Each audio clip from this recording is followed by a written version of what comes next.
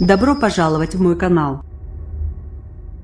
Le président de la Fédération française de rugby FFR Bernard Laporte a officialisé mercredi le remplacement du sélectionneur du 15 de France Guy Novès par Jacques Brunel, à la tête d'un panel d'entraîneurs du championnat qui l'assisteront avant chaque rendez-vous international.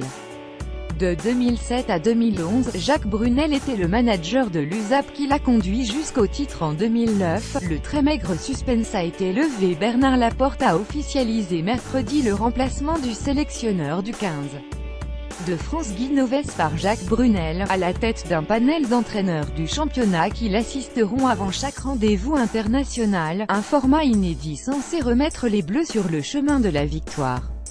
À grands mots, grand remède, non seulement Laporte a décidé d'être le premier président de la Fédération française de rugby FFR à limoger un sélectionneur en cours de mandat, mais il a aussi décidé d'innover en instaurant, aux côtés de Brunel, qui fêtera ses 64 ans le 14 janvier et a été nommé jusqu'à la Coupe du Monde 2019 au Japon 20 septembre-2 novembre, une commission de suivi des internationaux, composée de 5 ex-entraîneurs du top 14. Au moins dans un premier temps. Ceux-ci resteront salariés de leur club et viendront à la pige apporter leur expertise au manager de Bordeaux-Bègles, qu'il dirigera une dernière fois samedi en championnat contre le Stade français avant de prendre ses fonctions la semaine prochaine. Nous voulons mettre en place une commission de suivi des internationaux. Des entraîneurs qui ont des joueurs sélectionnés viendront avant chaque événement de l'équipe de France, tournée, etc.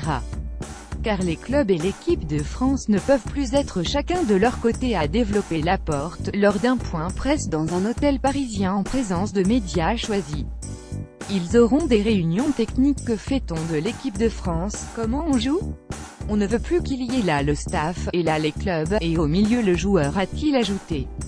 Un pool restreint lors du prochain tournoi. Le président de la FFR a refusé de citer des noms de techniciens, préférant en laisser la primeur au nouveau sélectionneur, non présent mercredi. Parmi les noms avancés par la presse figurent ceux de Fabien Galtier Toulon ou encore Sébastien Bruno Lyon, alors que Franck Azéma Clermont et Patrice Collazo La Rochelle auraient décliné la proposition.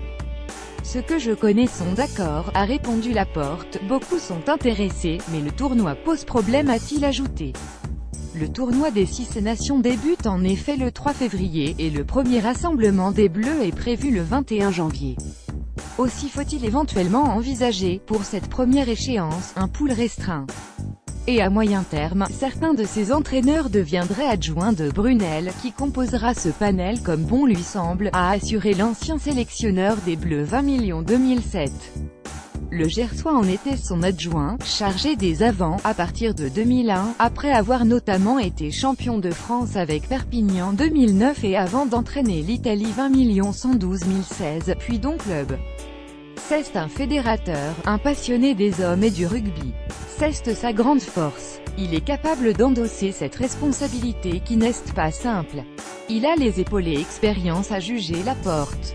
Il lui en faudra pour réunir les avis d'entraîneurs différents, et surtout remettre le 15 de France sur le chemin de la victoire, dans un temps relativement court et avec les mêmes contraintes que Novès, championnat chronophage, lacunes techniques et athlétiques des joueurs, etc.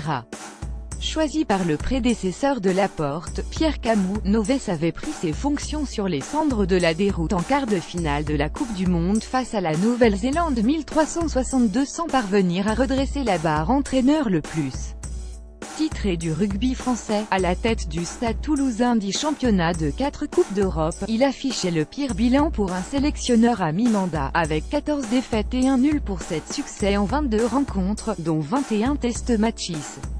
Avec comme point d'orgue de cette série noire 6 défaites de suite, dont 5 test matches et un nul historique contre le Japon 2323, entre juin et novembre 2017. On n'allait pas continuer à aller dans le mur.